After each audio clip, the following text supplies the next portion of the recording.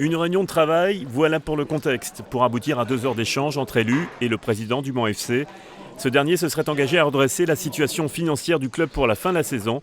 Il aurait annoncé les mesures pour réduire le déficit.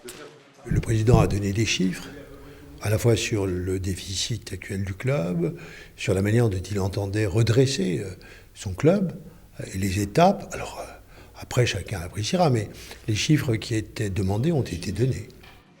4 millions d'euros, voilà le déficit du club au 30 juin 2012. Pour l'opposition municipale présente à cette séance, le sentiment est partagé. Je n'ai pas été convaincue par cette réunion parce qu'on avait souhaité qu'il y ait de la transparence à l'issue des événements qu'on a connus cet été. Et j'ai trouvé qu'on avait eu un flot de chiffres, mais que, hélas, on n'a pas eu de document écrit et ça, je le regrette. Le Mans FC ne souhaite pas s'exprimer sur ce dossier. Tout juste, le club précise que la SCI n'est pas encore constituée. Cette société doit racheter le centre d'entraînement de la Pince-Nardière. Il faut trouver des investisseurs, 3 millions d'euros. Pas simple dans le contexte économique. Pourtant, en juillet dernier, le dossier semblait sur la bonne voie. C'est Henri Legardin, sa famille, à titre personnel.